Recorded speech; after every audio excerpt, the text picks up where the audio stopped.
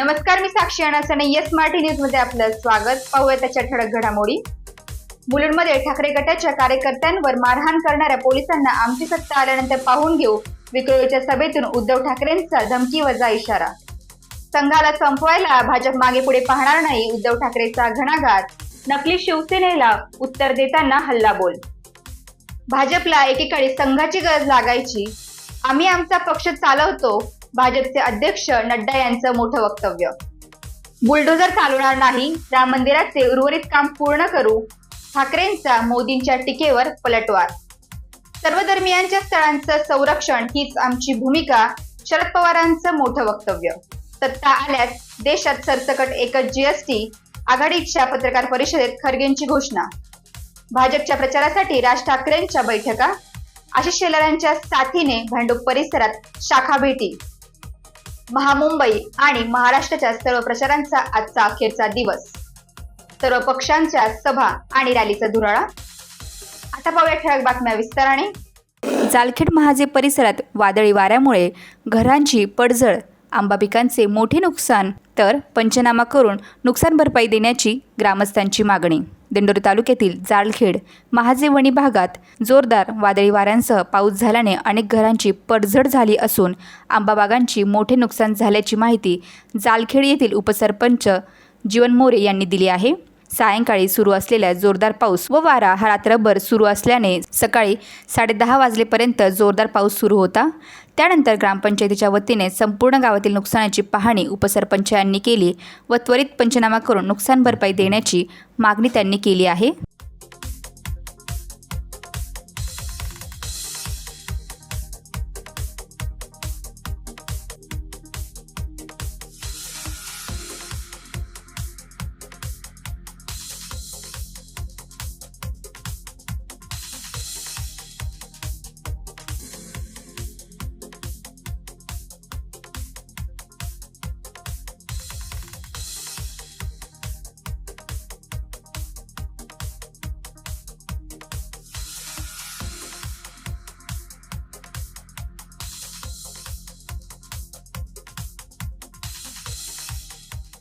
आपल्याबरोबर जालखेडचे उपसरपंच आहेत मोरे. मोरे साहेब, आपल्या इथं रात्रभर पाऊस चालू होता, त्यामध्ये बऱ्याच जणांची पडझड झाली. एकंदरीत परिस्थितीचं तुम्ही आज सकाळी 18 तारीख आहे आणि आज तुम्ही 9 वाजल्यापासून पाहणी करतायत. आता 10:30 पर्यंत तुम्ही अजून फील्डवरतीच आहेत, गावात फिरतायत. जीवनभाऊ, काय सांगाल? काल संध्याकाळी 5-6च्या सुमारास या परिसरामध्ये म्हणजे जालखेड, सादराळे, वणी, चारोशे, आपले महाजे, आंबेगण या बऱ्याच परिसरामध्ये खूप वादळी वाऱ्याचा पाऊस झाला. आणि वादळ इतकं प्रचंड होतं की त्या वादळामुळे बऱ्याच गावांतील लोकांची घरं ही पत्रे उडणे, भिंत खचणे असा मोठ्या प्रमाणात ह्या घटना घडल्या आहेत. आणि माझ्या गावामध्ये मी आज सकाळपासून जसे फोन आले तसे आम्ही पाहणी करतोय. तर घरांची छत उडून त्यामुळे त्यांचं बरंच रात्रभर पाऊस होता, ती घरं उघड्यावरती रात्रभर पाऊस होता, त्यामुळे खूप मोठ्या प्रमाणात नुकसान झालं. त्यामुळे लोकांची एक मागणी आहे की या वादळामुळे नुकसानीचं पंचनामे व्हावेत आणि शासनाकडून काहीतरी मदत लोकांना मिळावी अशी एक मागणी आहे. त्याचबरोबर वादळाच्या या वेगामुळे जी आंब्यांचंही आमच्या भागामध्ये प्रचंड असं नुकसान झालं साहेब, की खूप आंबे म्हणजे झाडाला 90% आंबे झाडाचे गळून खाली पडले आणि खाली असं अगदी त्याचं आच्छादन झालंय आंब्यांचं. त्यामुळे आंब्यासारखं पीक सुद्धा आमच्या हातून गेले, ते सुद्धा खूप नुकसान झालंय. त्यामुळे शेतकरी थोडासा हवाल देऊ म्हणजे थोडंसं नैराश्याच्या वातावरणात आहे आता सध्या. बरं, तुमची काय मागणी आहे?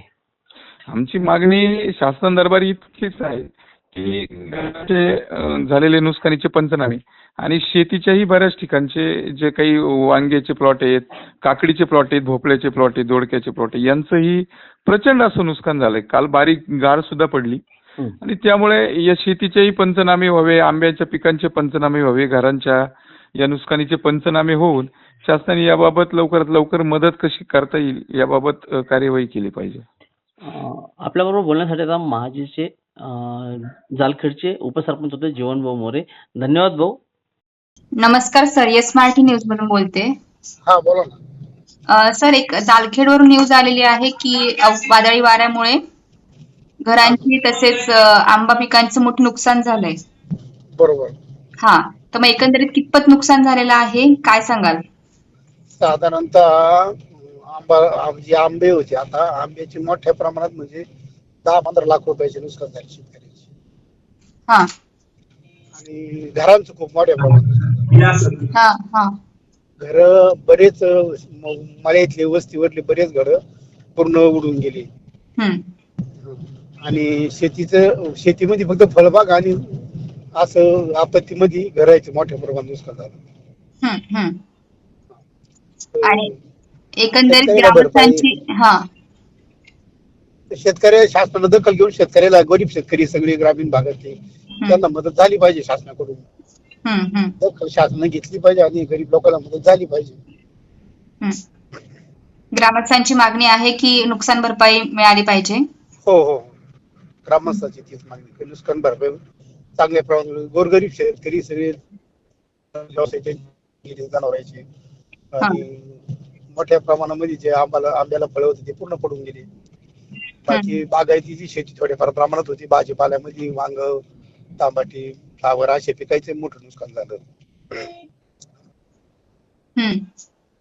शासनानं भरपाई केली पाहिजे, मदत दिली पाहिजे शेतकऱ्याला, कारण एवढं मोठ्या प्रमाणात वादळ होतं, वादळानं मोठं नुकसान केलं. धन्यवाद सर या संपूर्ण प्रतिक्रियेबद्दल. येस मराठीसाठी अतिथी संपादक शामराव सोनोने, जालखेड. आज महायुतीच्या उमेदवार भारती पवार यांच्या 2 दिवसावर येऊन ठेपलेल्या निवडणुकीसंदर्भात महायुतीची अवणखेड येथे नियोजन बैठक पार पडली. यावेळी मोठ्या संख्येने कार्यकर्त्यांना बोलवण्यात आल्याची माहिती मिळत होती. येथे भारतीताईंना कोणत्याही प्रकारे निवडून आणायचे असे सर्व वक्त्यांनी सांगितले. पाहूया त्या संबंधित सविस्तर रिपोर्ट. होऊ घातलेल्या दिंडोरी लोकसभा मतदारसंघाच्या आजच्या या मेळाव्याप्रसंगी खरं तर आज आणि उद्या हे 2च दिवस प्रचाराचे उरले आहेत. परंतु या मेळाव्याला आज खास करून आपल्या राज्याचे आरोग्य मंत्री श्री विजयकुमार गावित साहेब, श्री वैभवजी टीचर साहेब आमदार या ठिकाणी उपस्थित, आपल्या तालुक्याचे आमदार आणि महाराष्ट्र विधानसभेचे उपाध्यक्ष झिरवळ साहेब आणि सर्वच भारतीय जनता पार्टी, शिवसेना, राष्ट्रवादी, मनसे, RPI सर्व पक्षाचे प्रमुख कार्यकर्त्यांनी आज या ठिकाणी मेळाव्याला हजेरी लावली. कार्यकर्त्यांना संबोधित केलं. फार मोठ्या प्रमाणात या ठिकाणी उत्साह दिसून येतोय. नक्कीच मागच्या काळामध्ये थोडंफार काही कमी जास्त होतं, परंतु शेवटच्या टप्प्यामध्ये नक्कीच भारतीय जनता पार्टी आणि महायुतीच्या उमेदवार आदरणीय भारतीताई यांनी या ठिकाणी प्रचारामध्येही आघाडी घेतलेली आहे आणि त्याच्यामुळे विजय हा नक्कीच या ठिकाणी होणार आहे.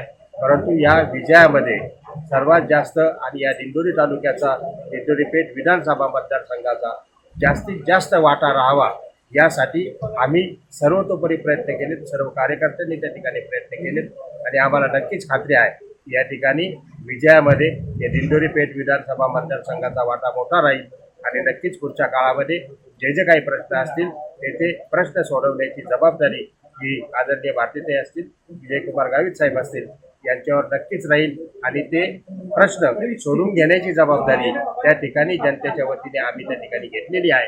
म्हणून जनता आमच्या बरोबर आहे आणि पुढच्याही काळामध्ये जनता बरोबर राहील असा विश्वास आम्हाला या ठिकाणी आहे. म्हणून विजय हा नक्कीच भारतीय जनता पार्टी, आदरणीय भारतीताई पवार यांचा या ठिकाणी होणार आहे. जय हिंद, जय भारत. दिंडोरी लोकसभेच्या प्रचार रणधुमाळीचा अंतिम टप्पा अतिशय चांगल्या पद्धतीनं त्या ठिकाणी सुरुवात झालेली. आता आज या ठिकाणी गावित साहेब, वैभव पिचड, माजी मंत्री पिचड साहेबांचे चिरंजीव, माजी आमदार वैभव पिचड हेही त्या ठिकाणी या सर्व प्रमुख कार्यकर्त्यांच्या बैठकीत येऊन त्यांनी मार्गदर्शन केलं आणि सरकार का असावं किंवा आत्तापर्यंत सरकारने घेतलेले चांगले जे काही निर्णय आहेत त्या निर्णयांची जनतेला माहिती करून जनतेला माहीत आहे, तरीसुद्धा त्यांनी त्याचं मार्गदर्शन केलं. भविष्यात कुठल्या कुठल्या विकासाच्या गोष्टी आपल्याला करणं गरजेचे आहे, त्या करण्याच्या दृष्टीनं आपला हक्काचा खासदार जर असेल तर वरती सरकार तर मोदी साहेबांचं येणारच, परंतु त्याच्यात आपला वाटा असावा का जेणेकरून हक्कानं आपल्याला मोठे मेजर प्रकल्प जे आहेत ते करण्याच्या दृष्टीनं खासदार असला पाहिजे. आणि म्हणून आपले डॉक्टर भारतीताई पवार या मंत्री आहेत आजही, परंतु अजूनही पुढं जर त्यांना आपण चांगल्या मताने निवडून दिलं तर पुन्हा मंत्रिपदाचे चान्सेस मिळतील. ह्या उद्देशानं आपण ताईंना भरभरून कमळाच्या फुलाची निशाणीवर बटन दाबू आणि त्या ठिकाणी भरघोस मतांनी विजयी करावं, अशा पद्धतीचं आव्हान आम्ही मंडळी करतो. आम्ही माननीय धनराज महाले साहेब हे आम्ही एकत्र आहोत. माझ्या समजुतीप्रमाणे अनेक जिल्हा परिषद पदाधिकारी, पंचायत समितीचे माजी पदाधिकारी, सरपंच, चेअरमन बहुतांशी भाजपच्या महायुतीच्या बरोबर आहेत. अनेक संघटनांमध्ये श्रमजीवी संघटनासुद्धा त्या ठिकाणी आमच्याबरोबर आहे. आणि ह्याचा सगळा हिशेब जर केला तर उमेदवार हा भरघोस मतांनी निवडून आल्यात जमा आहे, अशा पद्धतीची मी खात्री देतो. आणि जनतेला विनंती करतो की खासदार निवडून येतात, परंतु मतदानाची टक्केवारी वाढवणं का जेणेकरून मताधिक्य हे मोठ्या प्रमाणात मिळण्याच्या दृष्टीनं आपण सगळ्या कार्यकर्त्यांनी प्रयत्न करावा अशी आपल्याला विनंती करतो. थांबतो. धन्यवाद. भारतीताई पवार यांच्या प्रचारार्थ संपूर्ण तालुका पिंजून काढत आहोत. या तालुक्यात फिरता असताना शेतकरी वर्ग असेल, मुळात जो महत्त्वाचा पॉईंट आहे शेतकरी वर्गाचा कांद्याचा प्रश्न, तो जो विरोधकांनी प्रामुख्याचा मुद्दा बनवला आहे. पण शेतकऱ्यांचा प्रश्न जरी कांद्याचा असला तरी शेतकरी नाराज नाही आहे, कारण प्रचार करत असताना आम्हाला तो प्रामुख्यानं तो मुद्दा लक्षात आला आणि भारतीताईंना प्रचंड मताधिक्य या दिंडोरी तालुक्यात मिळणार आहे. त्याचबरोबर भारतीताईंनी आरोग्याचे कोरोना काळात एवढं मोठं काम केलेलं आहे. दिंडोरी लोकसभेतच नव्हे तर केंद्रातसुद्धा काम केलेलं आहे त्याचं. आणि एक आदिवासी महिला आज केंद्रात आरोग्यमंत्रीपदावरची जबाबदारी सांभाळत असताना या आदिवासी मतदारसंघात आदिवासी समाजाचा एक अभिमान आहे. त्यामुळे दिंडोरी तालुक्यात मोठ्या मताधिक्यांनी भारती पवार या लीडनं उभ्या राहतील एवढंच सांगतो आणि थांबतो. जय हिंद, जय महाराष्ट्र. दिंडोरी मतदारसंघात भारतीताई या उमेदवार आहेत आणि त्यांचं मागील 5 वर्षात जे मोदी साहेबांनी अगदी 2 वर्षात त्यांची हुशारी पाहिली आणि त्यांना मंत्रिपद दिलं आणि त्या मंत्रिपदाचा त्यांनी पुरेपूर अगदी विकास केला आणि त्या विकासाला पाहून अगदी सर्व मतदार अगदी त्या भारतीताई पवार यांच्याच पाठीमागे भक्कमपणे उभे आहेत आणि या 2-3 दिवसामध्ये अतिशय वातावरण तयार झालेलं आहे आणि संपूर्ण आमचा दिंडोरी तालुका दिंडोरी मतदारसंघ अगदी उत्सुकतेने भारतीताईंच्या मागे उभा आहे अशी मी आपल्या सगळ्या उपस्थितीच्या वतीनं अगदी भारतीताईंचं कौतुक करतो आणि त्यांना अगदी जनता भरपूर मताने निवडून देईल अशी अपेक्षा करतो. येस स्मार्टसाठी तालुका प्रतिनिधी अवनखेड. आज चांदवड येथे नितीन गडकरी यांच्या जाहीर सभेचं आयोजन केलेलं आहे. थोड्याच वेळात सभा सुरू होणार असून तत्पूर्वी आपण भाजपच्या काही कार्यकर्त्यांसोबत संवाद साधलेला आहे. पाहूयात ते काय म्हणाले. नमस्कार. आज दिंडोरी लोकसभेचा एक आढावा आपण घेतोय. आपल्यासोबत काही पदाधिकारी आहेत, तर आपण त्यांना विचारू की नेमकं दिंडोरी लोकसभेच्या मतदारसंघामधून केंद्रीय मंत्री आरोग्यमंत्री भारतीताई पवार यांच्यासोबत आज बरीच यंत्रणा राबते, परंतु खरोखर भारतीताई पवार यांनी त्यांच्या मतदारसंघामध्ये खरोखर काय काम केलं तर आपण जाणून घेऊयात. 2 मिनिटे सर सांगाल तुम्ही की खरोखर भारतीताई पवार यांनी दिंडोरी लोकसभेमध्ये मतदारसंघामध्ये काय काम केलं? माननीय आमच्या नेत्या केंद्रीय राज्यमंत्री भारतीताई पवार आणि आत्ताच्या आमच्या महायुतीच्या अधिकृत उमेदवार या नक्कीच निवडून येतील, कारण त्यांनी मागच्या 5 वर्षात एक सुशिक्षित डॉक्टर असलेला कॅन्डिडेट आणि एसटी मतदारसंघातनं आदिवासी बहुल भागातनं साधारणतः 19,000 कोटीचे दिंडोरी लोकसभेत कामं केले. म्हणजे ज्या दिंडोरी लोकसभेत मागच्या काँग्रेसच्या 70 वर्षाच्या काळात 19 कोटी पण आले नसेल, त्या मतदारसंघात 19,000 कोटीचे कामं माननीय मंत्री भारतीताई पवार यांनी केले. त्याचसोबत आदिवासी विकासाचे कामं असतील, कोरोनात त्यांचं आपण बघितलं असेल, मोदीजींनी उल्लेख केला का पूर्ण जगात जी कोरोनाची लहर असताना कोरोना सगळ्यात चांगला मनसुखभाई मांडविया यांच्या सोबत भारतीताई पवार, डॉक्टर भारतीताई पवार यांनी खूप मोलाचं सहकार्य या पूर्ण युनिटमध्ये केलं. त्यामुळे भारतीताई पवार या खूप चांगल्या थोडीशी शेतकऱ्यांमध्ये नाराजगी आहे. भारतीताई पवार यांच्याविषयी कांदा प्रश्न असेल तर याविषयी कोणी सांगेल, बोलेल? नाही, कांद्याचा प्रश्न असा आहे प्रामुख्याने तर त्या भागामध्ये लासलगाव असेल, निफाड असेल किंवा सटाणा असेल, इथं कांद्याचा प्रश्न, कारण की कसं आहे का शेतकऱ्यांविषयी नरेंद्र मोदी हे कामच करताय. कारण की तुम्ही बघितलं असेल का थेट त्यांच्या अकाउंटपर्यंत याच्या आधी कधीही पैसे शेतकऱ्यापर्यंत जात नव्हते. आता तुम्ही बघितलं असेल का गेल्या 3 वर्षात 27,000 रुपये थेट प्रत्येक शेतकऱ्याच्या अकाउंटला गेले. म्हणजे नरेंद्र मोदींचं मुख्य कामच आहे का थेट शेवटच्या माणसापर्यंत सगळ्या योजना, म्हणजे तुम्ही रेशन योजना असेल किंवा शेतकऱ्यांच्या थेट अकाउंटवर पैसे असतील किंवा वॅक्सिन असेल, जे पण त्याच्यानंतर तुम्ही मेडिक्लेमचं पण जे काम असेल ते थेट माणसापर्यंत नेण्याचं काम नरेंद्र मोदींनी केलं. आणि जेव्हा शेवटच्या माणसापर्यंत काम जातं त्याच्यामध्ये भ्रष्टाचार कमी होतो. तर भ्रष्टाचार व्यतिरिक्त काम करण्याचा प्रयत्न नरेंद्र मोदींनी केलाय. आणि त्याच्यात कसं आहे माहिती का प्रत्येक जण आपल्या विचारानुसार करत असतो. आज जर कांदा शेतकऱ्यांना त्यांच्या मोबक दरात भेटतोय आणि त्यांना सुविधा आणि बाकीचे तुम्ही क्लस्टर पण बघितले असेल, म्हणजे द्राक्षाचे असतील, कांद्याचे असतील, या सगळ्या सबसिड्यांचं सगळ्यात जास्त काम हे दिंडोरी मतदारसंघात झालेलं आहे. आणि त्याचबरोबर जर तुम्ही सगळेजण निगेटिव्ह बोलताय कांद्याविषयी, पण कांद्याविषयी पॉझिटिव्ह मी एक असं बोलू शकतो का पूर्ण भारतात आज तुम्ही असेल, मी असेल, प्रत्येकाच्या घरात कांदा 10 ते 15 रुपये किलोनी येतोय. मग तुमचं असं म्हणणं आहे का सगळ्या नागरिकांना भारतातल्या तो कांदा 70-80 रुपयांनी भेटावा, असा माझा उलट प्रश्न आहे. त्याच्यामुळे पॉझिटिव्ह कामांविषयी कोणीही बोलत नाहीये, सगळं निगेटिव्ह. कारण की त्यांच्याकडे काम करायला नाहीच आहे.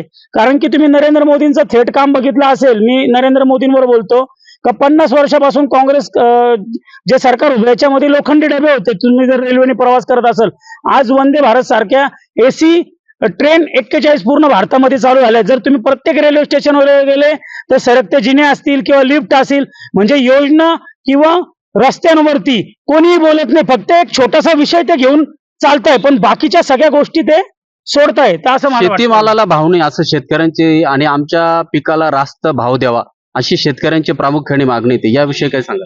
नाही, विषय कसा आहे, आत्ताच तुम्ही बघितलं असेल 8 दिवसापूर्वी त्याच्यावरती तोडगा केंद्र सरकारने काढलेला आहे. 1 लाख टन कांदा हा विदेशामध्ये त्यांनी निर्यातीसाठी 6 देशांमध्ये खुला केलाय.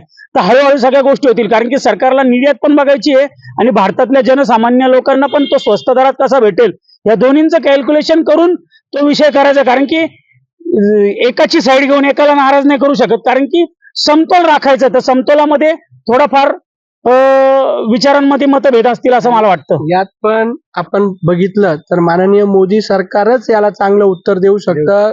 म्हणजे हा कांद्याचा प्रश्न फक्त आता 5 वर्षात आला किंवा याच वर्षी आला असं नाही, हा कायमचा प्रश्न आहे. याच्यावर सरकार पडलेले 1992 ची निवडणूक बघितली तर याच्यामुळेच आपण इतका जनता दलाचा विषय आला होता. त्याच्यामुळे कांदा प्रश्न हा काही नवीन नाहीये आणि कांद्याला याही वेळेस सरकार पडेल असं वाटत नाही. बिलकुल नाही. त्यामुळे कांदा प्रश्न हा काही नवीन नाहीये. कांदा प्रश्नावर माननीय देवेंद्रजींनी खूप चांगली त्या दिवशी भाषणात सांगितलं का माननीय मोदीजींच्या नेतृत्वात जे सरकार कांदा प्रश्नावर एक चांगलं मेकॅनिझम तयार करतंय, जेणेकरून शेतकऱ्यांकडे जो कांदा येईल तो नाबार्ड घेतोय आणि आता घेतलाय.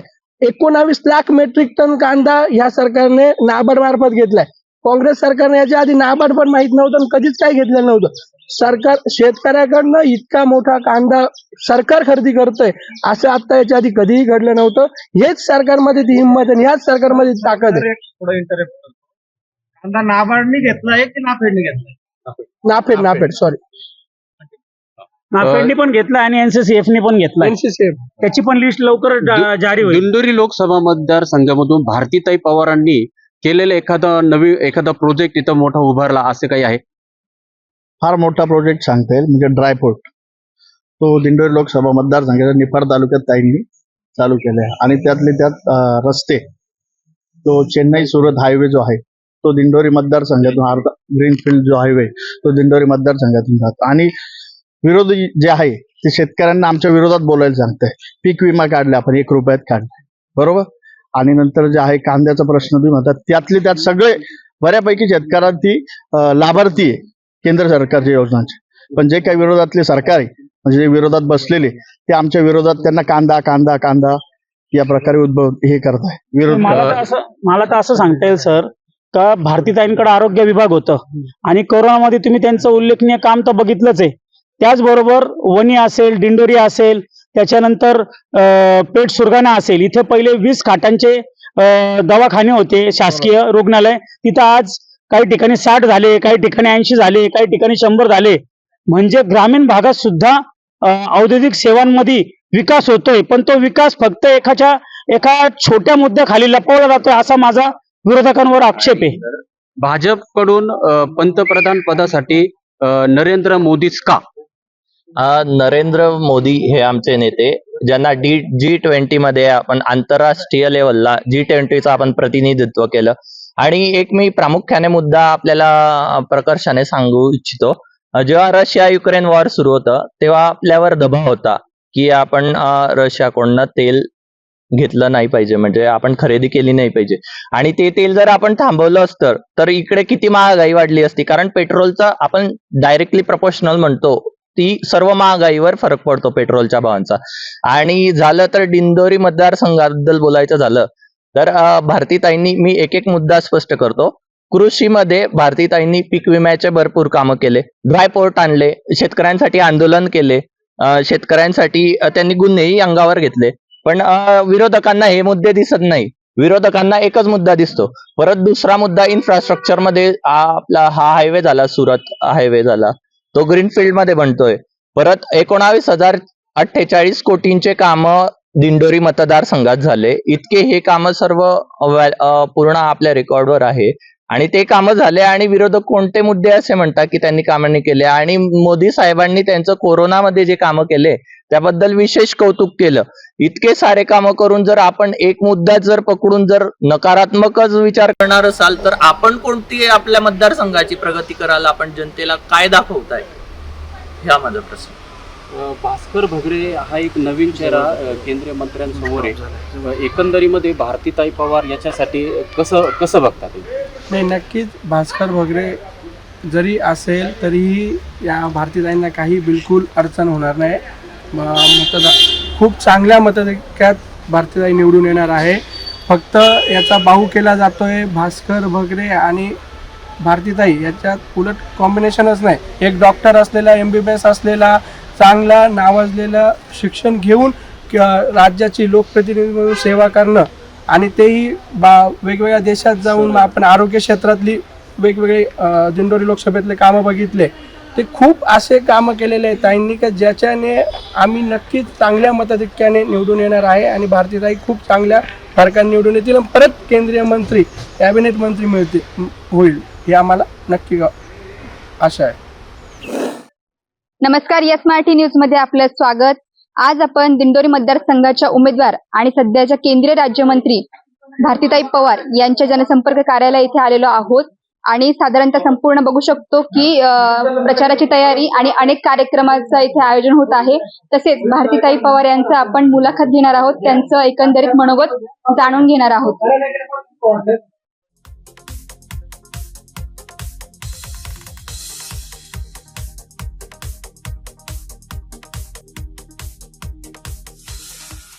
मतदान येत आहे, काय एकंदरीत परिस्थिती आहे मतदारसंघामध्ये? खूप चांगली परिस्थिती आहे.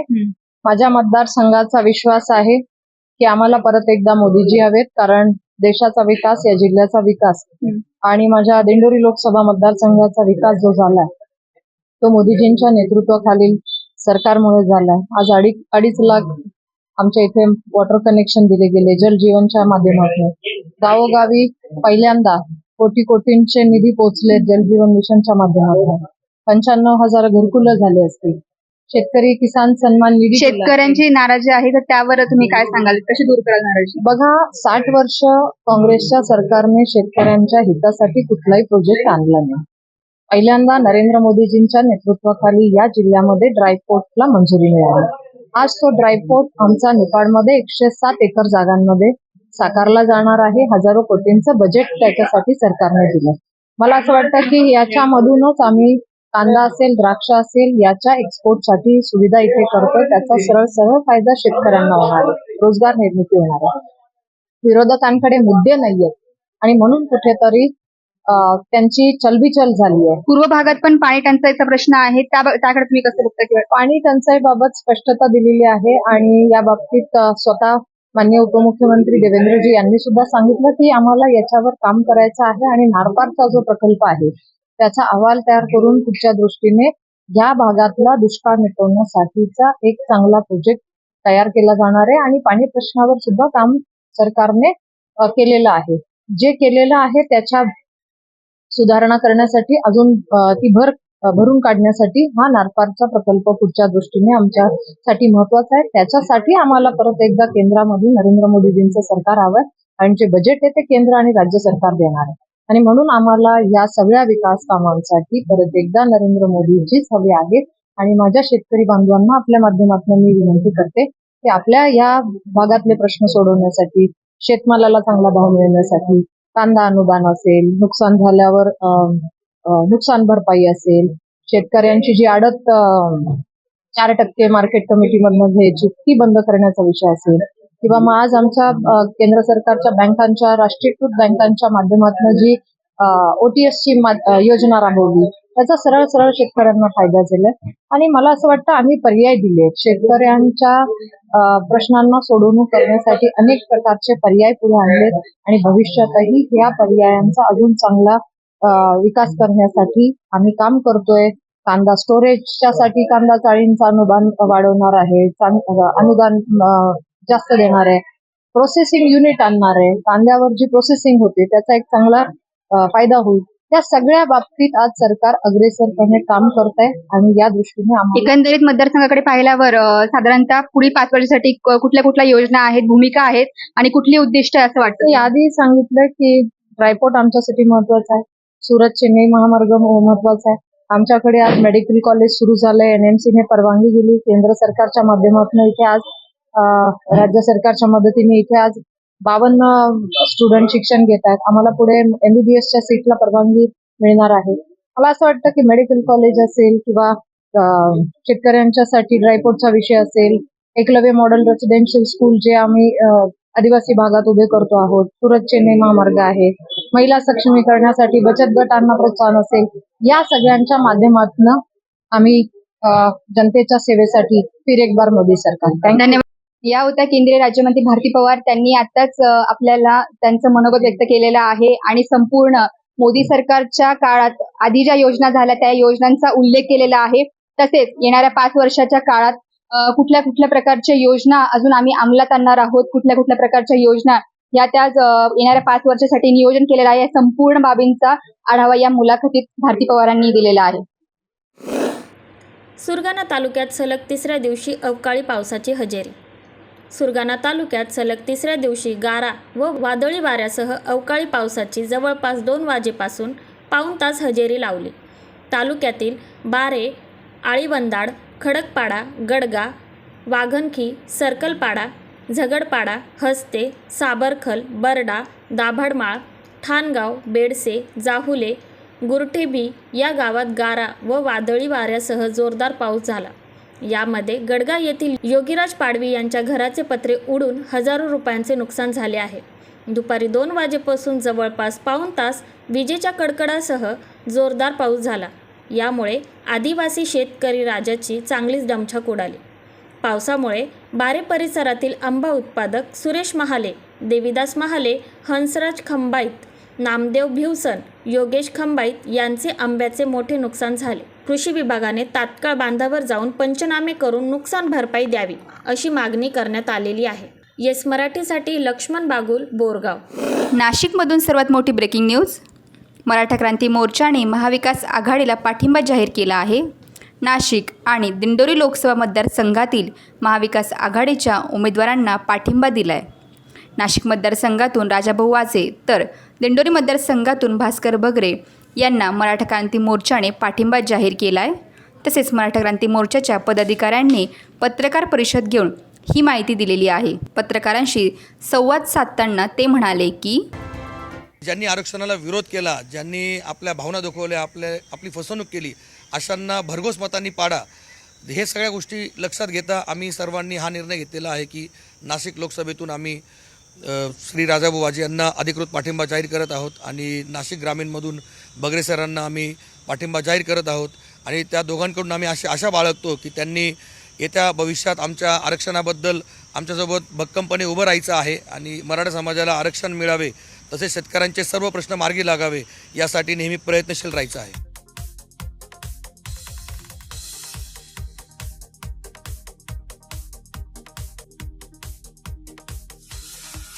येस मराठीसाठी शहर प्रतिनिधी नाशिक. नाशिक लोकसभा मतदारसंघामध्ये वंचित बहुजन आघाडीचे उमेदवार करण गायकर यांनी नुकताच पत्रकारांशी संवाद साधला. मराठा आंदोलनाच्या संदर्भात त्यांनी काही भूमिका स्पष्ट केल्या. भूमिका स्पष्ट करत ते म्हणाले की जय जिजाऊ, जय शिवराय, जय भीम. मी करण पंढरीनाथ गायकर, नाशिक लोकसभा 2024 वंचित बहुजन आघाडी व छावा क्रांतीवीर सेनेची अधिकृत उमेदवारी नाशिक लोकसभा मतदारसंघातून करतोय. गेल्या अनेक वर्ष मी मराठा चळवळीत काम केले, अनेक आंदोलनं केली, मोर्चे काढले. ज्या वेळेस समाजाची जी आंदोलनं झाली त्या आंदोलनांमध्ये माझा सक्रिय सहभाग व पुढाकार राहिलेला आहे. त्याचबरोबर मराठा योद्धा मनोज जरांगे पाटील यांनी ज्या पद्धतीनं या नाशिक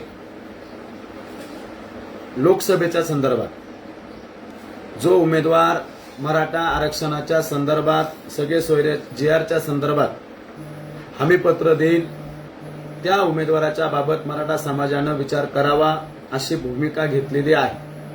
आणि म्हणून मीही त्याच चळवळीतला आहे, त्याच्यामुळे मला मराठा आरक्षणाच्या बाबत वेगळी भूमिका माझी असूच शकत नाही.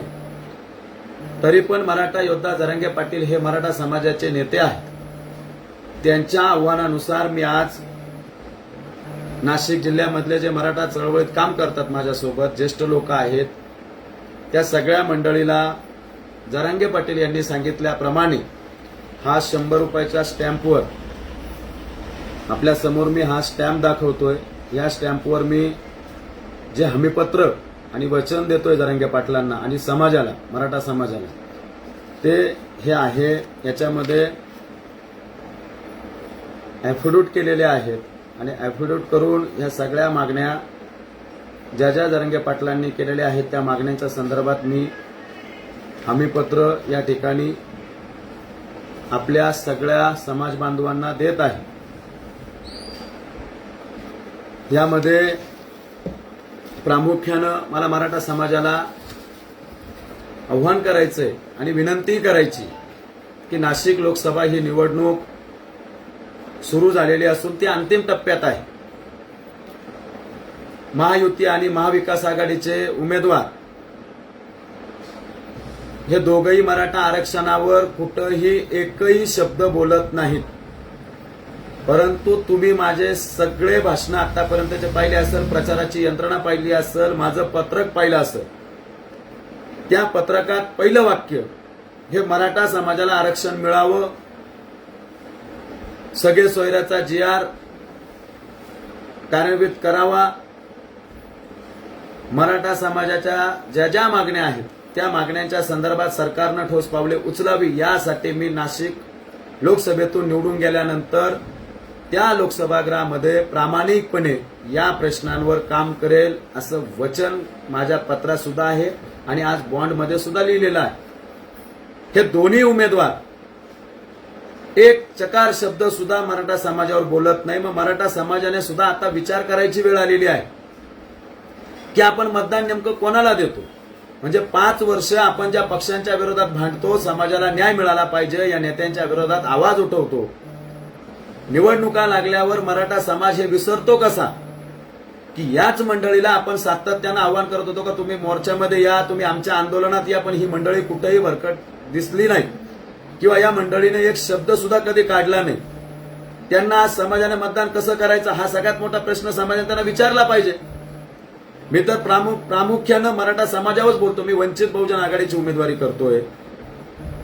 मराठा योद्धा जरांगे पाटलांनी ज्या ज्या टायमिंगला ज्या ज्या वेळेला आंदोलनं केली त्या वेळेस श्रद्धेय प्रकाश आंबेडकर साहेबांनी त्या ठिकाणी मराठा समाजाच्या सर्व मागण्यांना बिनशर्त असा पाठिंबा दिलेला आहे. ज्या ज्या वेळेस 2 जातीय समूहामध्ये तेढ निर्माण करण्याचं काम सरकारकडून केल्या जात होतं त्यावेळेस प्रकाश आंबेडकर साहेबांनी मराठा समाजासोबत उभं राहून या सगळ्या मनसुब्यांना बाजूला सारलं आणि या महाराष्ट्राची शांतता अबाधित ठेवली. आणि म्हणून प्रकाश आंबेडकर साहेबांची भूमिका स्पष्ट आहे. ती भूमिका उद्धव ठाकरेंची आहे का? ती भूमिका नरेंद्र मोदींची आहे का? ती भूमिका देवेंद्र फडणवीसांची आहे का? ती भूमिका एकनाथ शिंदेची आहे का? ती भूमिका अजित पवारांची आहे का? तर अजिबात नाहीये. उलट या लोकांनी आपल्या माता भगिनींवर लाठीचार्ज केले, आपल्या माता भगिनींना त्या ठिकाणी गोळीबार केला, आपल्या तरुणांना त्या ठिकाणी लाठीचार्ज करून महिलांचे डोके फोडले गेले, रक्तबंबाळ केलं गेलं. त्या अधिकाऱ्यांवर कारवाई करायची सोडून उलट मराठा योद्धा मनोज जरांगे पाटलांवर SIT सारखी चौकशी लावली. त्यावेळेस सभागृहात अत्यंत आक्रमकपणे हेच आमदार मनोज जरांगे पाटलांना अटक करा म्हणून त्या ठिकाणी मागणी करत होते. आणि अशा लोकांना आपण मराठा समाज मतदान करणार का? मग असे लोकप्रतिनिधी तुम्हाला पाहिजे का? का समाजासाठी गेल्या 15 वर्षापासून मी सातत्यानं प्रामाणिकपणे आंदोलनं मोर्चे करून अनेक वेळा जेलला गेलो, अनेक गुन्हे दाखल झाले आणि आजही तो लढा वंचित बहुजन आघाडीची उमेदवारी करत असताना सुद्धा प्रामाणिकपणे त्या लढ्यात सक्रिय सहभाग असताना तुम्हाला माझ्यासारखा मराठा तरुण नकोय का? ज्याची भावना मराठा समाजाबरोबर जोडलेली आहे, ज्याची नाळ मराठा समाजाबरोबर जोडलेली आहे, ज्या माणसाच्या अंतःकरणामध्ये मराठा समाजाचे सगळे प्रश्न आहेत, मग त्या गोष्टी तुम्हाला नकोय का? असा उमेदवार मराठा समाजाचा नकोय का? जर आज मराठा समाजाला मी विनंती करतोय, जर या निवडणुकीमध्ये तुम्ही माझ्यासारख्या मराठा चळवळीत काम करणाऱ्या माणसाला जर मतदान केलं नाही तर येणाऱ्या काळामध्ये कोणी माणूस मराठा चळवळीसाठी उभा राहणार नाही किंवा चळवळीत येणार नाही. कारण त्याच्या मनात या भावना स्पष्ट होतील की बाबा काही केलं मराठा समाजासाठी, आपण किती आंदोलन केली, मोर्चे काढले, तरी मराठा समाज चळवळीत काम करणाऱ्या माणसाला पराभूत करतो, त्याच्या पाठीशी उभा राहत नाही. ही भूमिका जर जाऊ द्यायची नसेल तर मराठा समाजाला हात जोडून विनंती माझी एक चूक दाखवा मराठा समाजाने. मी काय चूक केलेली असेल ती चूक मी तुमच्या समोर मान्य करेन. मी जर मराठा समाजासाठी काम करतोय त्याचबरोबर मुस्लिम समाज असेल, आदिवासी समाज असेल, संविधानाची लढाई असेल, या हमीपत्रात मी ते सगळं लिहिलंय. सगळ्या 5% मुस्लिम समाजाला आरक्षण मिळालं पाहिजे. आदिवासी समाजाचा वनहक्क कायदा हा मंजूर करून त्या आदिवासी समाजाला त्यांचे मूळ हक्क प्राप्त करून दिले पाहिजे. याच्यापूर्वी त्या आंदोलनात होतो, आताही राहील आणि सभागृहात गेल्यानंतर सुद्धा त्या विषयावर मी आवाज उठवणार आहे. मुस्लिम समाजाला सुद्धा त्याच्या हक्काचं आरक्षण मिळालं पाहिजे याच्यासाठी मी प्रयत्न करणार आहे. पण मराठा समाजाला माझं सांगणं आहे की वंचित बहुजन आघाडीचा मतदार माझ्या पाठीशी भरभक्कमपणे उभा आहे. प्रामाणिकपणे त्या सर्व मतदारांनी मला सांगितलंय आमचं एकही मतदान इकडं तिकडं वाया जाणार नाही. श्रद्धेय प्रकाश आंबेडकर साहेबांनाच ते मतदान जाणार आहे. करण गायकर, तुम्ही चळवळीतले आहात, आम्हाला चळवळीतला केडरबेस कार्यकर्ता आवडतो. केडरबेस कार्यकर्त्याच्या पाठीशी आम्ही उभं राहतो. कारण आंबेडकरी चळवळ ही केडरबेस चळवळ आहे आणि ती चळवळ प्रामाणिकपणे जो उमेदवार श्रद्धेय प्रकाश आंबेडकर साहेब देतात त्या उमेदवाराच्या पाठीशी उभं राहून त्याला मतदान करतात. जर इतकं प्रेम ती चळवळ मला देते तर ज्या चळवळीत मी 15 वर्ष काम केलंय, ज्या चळवळीत मी आतोनात प्रेम केलंय, ज्या चळवळीसाठी मी नैते करायला तयार झालो, त्या चळवळीनं मला यावेळी मतदान देऊन, तर माझ्याकडे मीडियाला द्यायला पैसे नाहीत, माझ्याकडे पेपरला माझ्या बातम्या छापायला पैसे नाहीत, मी तुमच्यातला चळवळीतला कार्यकर्ता आहे आणि मी ते प्रयत्नही करत नाही. मला माझ्या समाजावर विश्वास आहे, मला मराठा समाजावर पूर्णपणे विश्वास आहे, 100% विश्वास आहे की यावेळी निवडणुकीमध्ये मराठा समाज हा माझ्या पाठीशी उभा राहील, मला मतदान रूपी आशीर्वाद 100% देईल आणि 12 बलुतेदार, 18 पगड जाती, मराठा, दलित, मुस्लिम, आदिवासी या सगळ्यांच्या एकत्रित विचारानं मी ही लोकशाही मधली निवडणूक 100% जिंकणार आहे. फक्त समाजाला माझी विनंती आहे की एक वेळा तुम्ही 2 वेळा हेमंत गोडसेंना संधी दिली, एक वेळा राजा भाऊ वाजेला आमदारकी म्हणून संधी दिली, तुम्ही माझ्यासारख्या तरुणाला एक वेळा संधी द्या, त्या संधीचं सोनं केल्याशिवाय मी शांत बसणार नाही. तुमच्या प्रश्नांना जिथं जिथं असेल त्या ठिकाणी करण गायकर तुम्हाला पहिला दिसेल. ज्या ठिकाणी आंदोलन करण्याची वेळ पडेल त्या ठिकाणी आंदोलनात दिसेल. ज्यावेळी लोकसभेत आवाज उठवायची वेळ येईल, ज्यावेळेस लोकसभेत हे प्रश्न येतील, त्यावेळेस ताकदीनं त्या ठिकाणी ते मांडण्याचा, कारण माझा पूर्ण अभ्यास त्या मराठा आरक्षणाच्या मुवमेंटवर झालेला आहे. मला कुठली गोष्ट सांगण्याची गरज नाही. जितके आयोग आले ते सगळे आयोग मला माहित आहे, त्या आयोगांचे निकाल मला माहित आहे आणि मी केलेलं काम हे काही तुमच्या नजरेआड होऊ शकत नाही. म्हणून तुम्हाला सगळ्यांना विनंती आहे की आज हे 100 रुपयाच्या याच्यावरचं हमीपत्र मी आपल्या नाशिक जिल्ह्यातील जरांगे पाटलांनी सांगितल्याप्रमाणे आपल्या ज्येष्ठ मंडळीकडे, चळवळीतील सहकाऱ्यांकडे सपूर्द करणार आहेत. ते जरांगे पाटलांना हे पत्र माझं देतील आणि 20 तारखेला सिलेंडर या निशाणीवर अनुक्रमांक 6 आपण प्रचंड मताने ते बटन दाबून मला विजयी कराल एवढी आपल्याकडे अपेक्षा करतो. आपल्या सगळ्यांनी पुन्हा एक विनंती करतो, 18 तारखेला श्रद्धेय प्रकाश आंबेडकर साहेबांची नाशिक जिल्ह्यामध्ये 2 सभा आहेत. पहिली सभा ही सकाळी 11 वाजता अंबिका स्वीट, अशोकनगर, सातपूर या ठिकाणी होईल. दुसरी सभा इगतपुरी या ठिकाणी इंद्रप्रस्थ लॉन्स दुपारी 1 वाजता संपन्न होईल.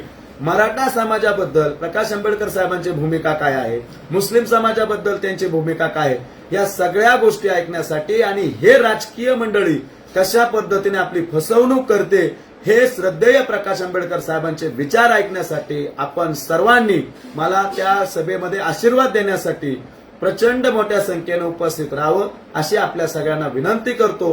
पुन्हा एकदा मराठा समाजाला कळकळीची विनंती करतो, हे दोन्ही नेते आयुष्यात कधी मराठा आरक्षणावर बोलू शकत नाही, इथून मागेही बोलले नाही आणि इथून पुढेही बोलणार नाही, कारण ते पक्षाच्या दावणीच्या नेतृत्वाला बांधलेले आहेत. पण या ठिकाणी प्रकाश आंबेडकर साहेबांनी मला पूर्णपणे व्यक्ती स्वातंत्र्य दिलेलं आहे, कारण ते महामानव डॉक्टर बाबासाहेब आंबेडकरांचे नातू आहे. ते संविधानाला मानतात, ते लोकशाहीला मानतात.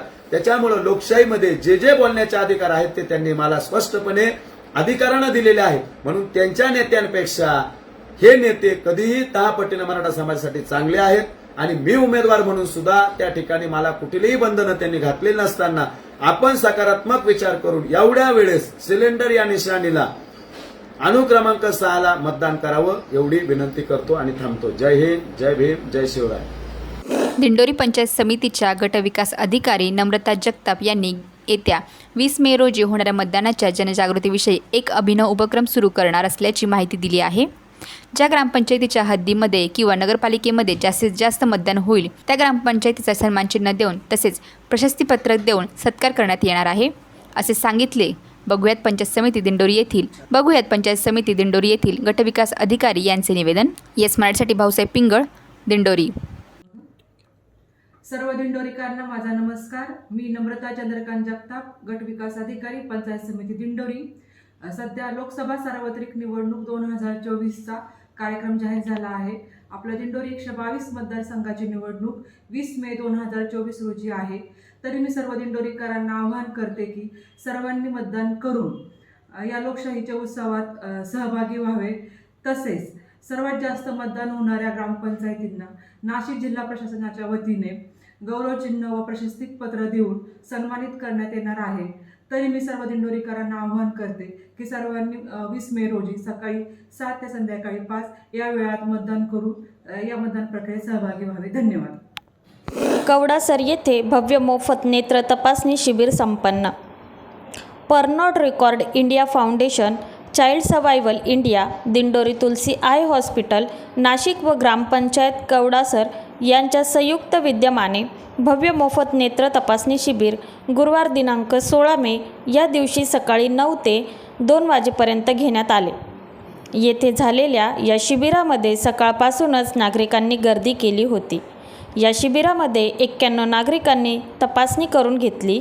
याप्रसंगी त्यामध्ये ग्रामपंचायत कवडासर येथील ग्रामसेविका कल्पना केदारे, सरपंच ताराबाई राऊत, उपसरपंच मधुकर कराटे, माजी सरपंच कृष्णा राऊत, शंकर राऊत, सदस्य जगदीश पाडवी, राम गवळी, तुळसीबाई चौधरी आणि चाइल्ड सर्वायवल इंडिया दिंडोरीचे प्रकल्प व्यवस्थापक उमेश राठोड, सहाय्यक प्रकल्प व्यवस्थापक Jitendra Ahire, medical officer doctor Ankita Diwate, pharmacist Rakesh Dhakane, आरोग्य शिक्षक कृष्णा पवार, डाटा ऑपरेटर मेघा गायकवाड आणि अजय तासकर तसेच तुलसी आई हॉस्पिटलचे नाशिकचे ऑप्टोमेट्रिस्ट गोविंद माने व आदी कर्मचारी ग्रामस्थ उपस्थित होते.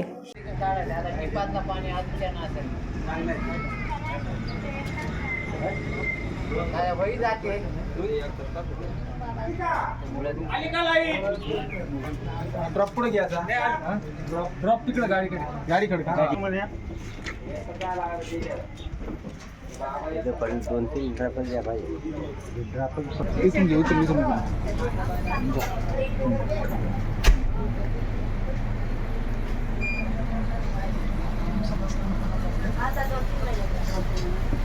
पडदा येतोय नाही, आपण जास्त पडत तुला लांब पडतो आणि मग याच्यात ठेवा. काय ठेवू डोकं लावा पुढे.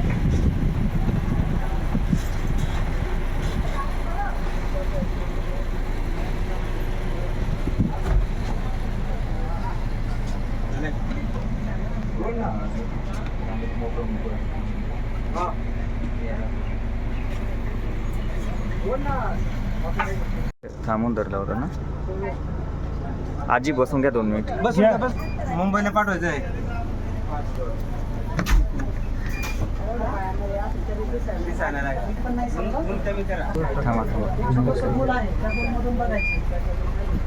नाही दिसत, ठीक आहे. एकदा आपल्या हॉस्पिटलला यावं लागेल तुम्हाला. हॉस्पिटलला आल्याच्यानंतर पाठीमागेला पडदा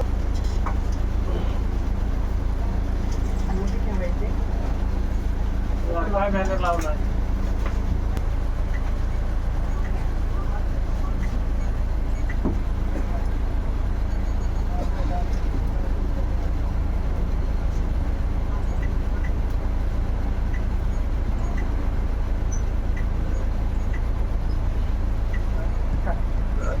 दिवसा चांगली रस्ते, फक्त संध्याकाळ झाली का कमी थोडंसं रातांधळेपणाचा प्रॉब्लेम वाटतोय. एकदा हॉस्पिटलला या, आपण रातांधळेपणाची तपासणी करू, त्याच्यानंतर तुम्हाला लक्षात येईल काय करायचं. ठीक आहे. मोबाईल नंबर काय? 86 37.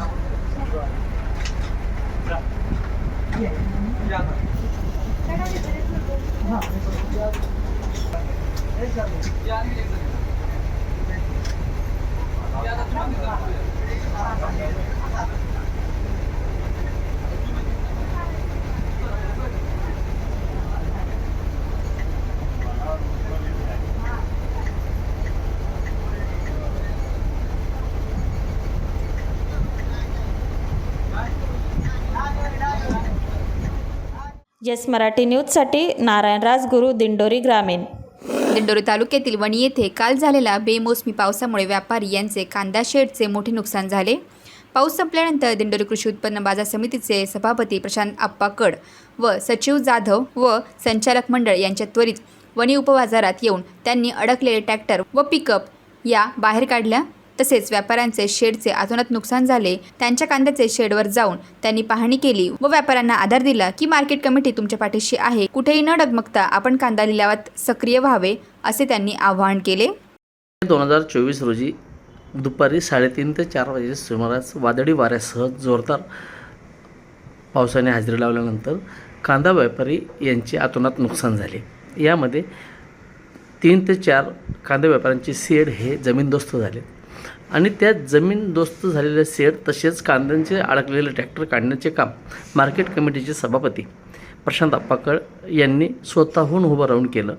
आता आपल्यावर बोलण्यासाठी मार्केट कमिटीचे सभापती आहेत प्रशांत आप्पा. नमस्ते. आणि कालचे लोकांवरती आपत्ती आलेली आहे, काही कांद्याचे शेड उडालेले आहेत, तुम्ही मदत केली, काय सांगाल?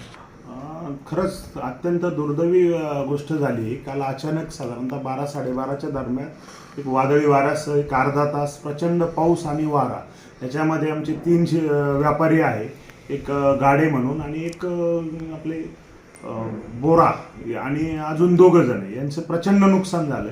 अक्षरशः त्यांचं पूर्ण शेडच उडून गेलं आणि त्यामधला सर्व कांदा हा भिजला, त्यांचं अतोनात नुकसान झालं. तरी पण आपण त्यांना पर्यायी मार्ग म्हणून आपण आपले 1-2 शेड होते व्यवस्था करून दिली की बाबा तुमचं हे सुरळीत चालेपर्यंत आमच्या त्या शेडमध्ये काम करा. आणि इवन तिथं 5-6 ट्रॅक्टर अडकलेले होते. ते ट्रॅक्टरही आम्ही आमचं संचालक मंडळ 2-3 जण आम्ही आणि आमचा सगळा स्टाफ घेऊन तिथं गेलो आणि मदत करून ते ट्रॅक्टर आपण बाहेर काढले. पण सुदैवाने जीवितहानी काही झाली नाही. तेच देवाचे आभार मानेल. आणि नक्कीच काल खरोखरच म्हणजे ज्या व्यापाऱ्यांचं नुकसान झालं ते आतोनात आहे, न भरून निघणार आहे. बघू आम्ही त्यांच्या बाबतीत काहीतरी निर्णय घेऊ संचालक मंडळ. आज 17 मे आहे आणि 17 मेला सकाळी तुम्ही ऑफिसला यायच्या आधी मार्केटमध्ये एक चक्कर मारतात. आज तुम्हाला वातावरण कसं वाटलं? वातावरण कालच्या ज्या याच्यामुळं काल जे शेतकऱ्यांचे लिलाव थांबलेले होते तरी आपण त्यांना व्यापाऱ्यांना सगळ्यांना सांगून की बाबा काल ठीक आहे तुमचे सगळे शेड ओढले झाले, पण मग शेतकऱ्यांकडे जाऊन त्यांना विनंती केली आपण, त्यांनीही ऐकलं आणि आज ते सकाळी आपण सगळे सुरळीत करून घेतात. किती वाजता मार्केट लिलाव सुरू झाले? आज आपण 11:30ला चालू केला. आज काल कारण की जे काल नुकसान झालं होतं व्यापाऱ्यांना ते छत त्यांच्या शेडवर पत्रे काही उडाले होते ते काम डागडुगी करायला थोडा वेळ गेला. त्यामुळं थोडंसं आजचं मार्केट इतर दिवसाप्रमाणे 1.5 तास लेट चालू केलं, पण सुरळीत चालू झालं. शामराव सोनवणे, एस मराठी, नाशिक. मार्केट कमिटीला आपण सचिन भाऊ कांदा आणलेला आहे. काय वाटतं? कालची परिस्थिती वाईट होती, पाऊस होता आणि आज मार्केटला आवक पण वाढलेली आहे. काय सांगाल? काल दुपारी 2 वाजेच्या नंतर वादळी पावसामुळे वणी येथील जे व्यापारी वर्ग आहे त्यांचं मोठ्या प्रमाणावर नुकसान झालं आणि त्यामुळे शेतकऱ्यांचेही हाल झाले. तरी पण आपल्या दिंडोरी कृषी उत्पन्न बाजार समितीचे सभापती आणि त्यांचं संचालक मंडळ त्यांनी सर्व व्यापाऱ्यांना आधार देत आणि सर्व व्यवस्था सुरळीत केली आणि आज पुन्हा एकदा सर्व संचालक मंडळ आणि सभापतींनी मार्केट सुरू केलं आणि शेतकऱ्यांची जी सोय करून दिली त्याबद्दल मी सर्व संचालक मंडळाचे त्या ठिकाणी शेतकऱ्यांच्या वतीने अभिनंदन करतो. एकंदरीत संचालक मंडळ आणि सभापती हे कंटिन्यू मार्केटला उभे होते, त्याबद्दल तुम्ही शेतकरी म्हणून काय वाटतं? तसं बघितलं तर गेल्या 15-20 वर्षामध्ये मी मागील काळातील जे संचालक मंडळ होते, जे चेअरमन होते, त्यांनी एकदाही कधी मी मार्केटला बघितलेलं नाही आणि शेतकऱ्यांच्या व्यथा कधी मी जाणताना बघितलं नाही. ते मार्केटला यायचे ते फक्त त्यांच्या स्वतःच्या फायद्यासाठी आणि स्वतःच्या स्वार्थासाठी, परंतु शेतकरी त्यांनी कधीच बघितलं नाही. परंतु जे नवनियुक्त संचालक मंडळ मागच्या 1-1.5 वर्षापूर्वी जनतेने निवडून दिलं ते खऱ्या अर्थानं त्या ठिकाणी शेतकऱ्यांचं भलं करण्यासाठी अहोरात्र मेहनत करतं आणि शेतकऱ्यांना ज्या सोयीसुविधा कृषी उत्पन्न मार्केट समितीने आणि सभापती त्यांच्या संचालक मंडळाने उपलब्ध करून दिल्या त्याबद्दल खरोखरच शेतकरी आज समाधानी आहेत.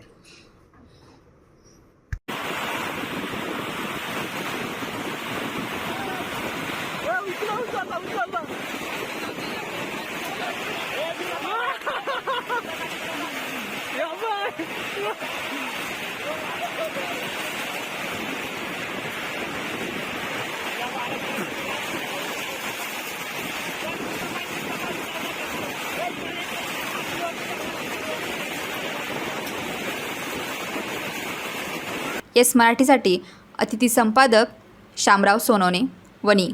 जालखेड महाजे परिसरात वादळी वाऱ्यामुळे घरांची पडझड, आंबा पिकांचे मोठे नुकसान, तर पंचनामा करून नुकसान भरपाई देण्याची ग्रामस्थांची मागणी. दिंडोरी तालुक्यातील जालखेड महाजे वणी भागात जोरदार वादळी वाऱ्यांसह पाऊस झाल्याने अनेक घरांची पडझड झाली असून आंबा बागांची मोठे नुकसान झाल्याची माहिती जालखेड येथील उपसरपंच जीवन मोरे यांनी दिली आहे. सायंकाळी सुरू असलेला जोरदार पाऊस व वारा हा रात्रभर सुरू असल्याने सकाळी 10:30 वाजलेपर्यंत जोरदार पाऊस सुरू होता.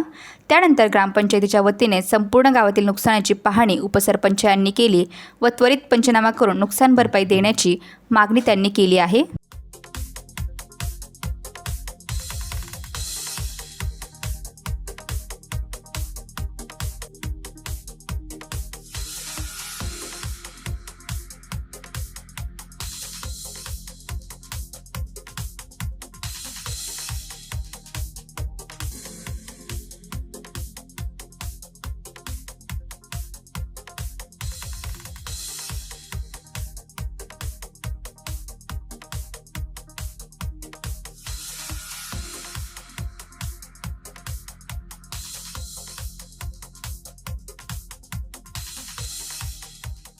आपल्याबरोबर जालखेडचे उपसरपंच आहेत मोरे.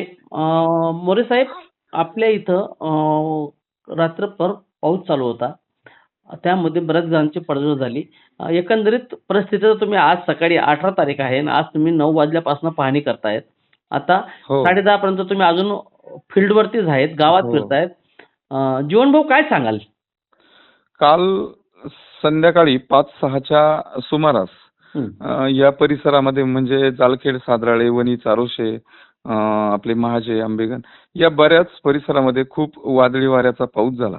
आणि वादळ इतकं प्रचंड होतं की त्या वादळामुळे बऱ्याच गावांतील लोकांची घरं ही पत्रे उडणे, भिंत खचणे असा मोठ्या प्रमाणात ह्या घटना घडल्या आहेत. आणि माझ्या गावामध्ये मी आज सकाळपासून जसे फोन आले तशी आम्ही पाहणी करतोय. तर 12 घरांची छत उडून त्यामुळे त्यांचं बरंच रात्रभर पाऊस होता. ती घरं उघड्यावरती रात्रभर पाऊस होता, त्यामुळे खूप मोठ्या प्रमाणात नुकसान झालं. त्यामुळे लोकांची एक मागणी आहे की या वादळामुळे नुकसानीचं पंचनामे व्हावेत आणि शासनाकडून काहीतरी मदत लोकांना मिळावी अशी एक मागणी आहे. त्याचबरोबर वादळाच्या या वेगामुळे जी आंब्यांचंही आमच्या भागामध्ये प्रचंड असं नुकसान झालं साहेब, की खूप आंबे म्हणजे झाडाला 90% आंबे झाडाचे गळून खाली पडले आणि खाली असं अगदी त्याचं आच्छादन झालंय आंब्यांचं. त्यामुळे आंब्यासारखं पीक सुद्धा आमच्या हातून गेले, ते सुद्धा खूप नुकसान झालंय. त्यामुळे शेतकरी थोडासा हवाल देऊ म्हणजे थोडंसं नैराश्याच्या वातावरणात आहे आता सध्या. बरं, तुमची काय मागणी आहे? आमची मागणी शासन दरबारी इतकीच आहे की घराचे झालेले नुकसानीचे पंचनामे आणि शेतीच्याही बऱ्याच ठिकाणचे जे काही वांग्याचे प्लॉट आहेत, काकडीचे प्लॉट आहेत, भोपळ्याचे प्लॉट आहेत, दोडक्याचे प्लॉट आहेत, यांचंही प्रचंड असं नुकसान झालंय. काल बारीक गार सुद्धा पडली आणि त्यामुळे या शेतीचेही पंचनामे व्हावे, आंब्याच्या पिकांचे पंचनामे व्हावे, घरांच्या या नुकसानीचे पंचनामे होऊन शासनाने याबाबत लवकरात लवकर मदत कशी करता येईल याबाबत कार्यवाही केली पाहिजे. आपल्याबरोबर बोलण्यासाठी आता महाजीचे जालखेडचे उपसरपंच होते जीवनभाऊ मोरे. धन्यवाद भाऊ. नमस्कार सर, येस मराठी न्यूज मधून बोलते.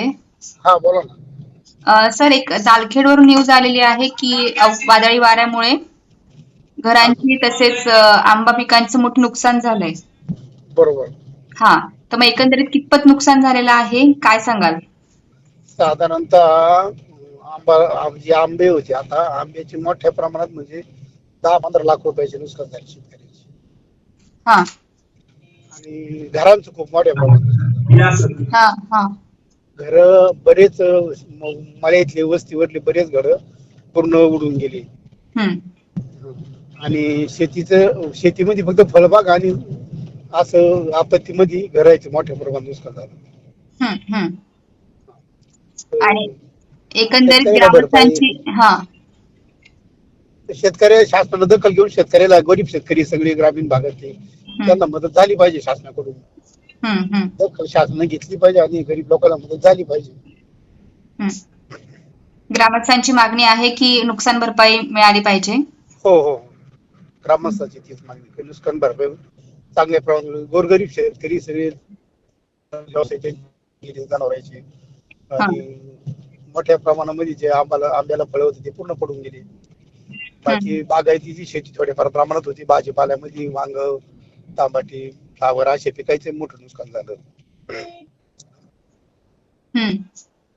शासनानं भरपाई केली पाहिजे, मदत दिली पाहिजे शेतकऱ्याला, कारण एवढं मोठ्या प्रमाणात वादळ होतं, वादळानं मोठं नुकसान केलं. धन्यवाद सर या संपूर्ण प्रतिक्रियेबद्दल. येस मराठीसाठी अतिथी संपादक शामराव सोनोने, जालखेड.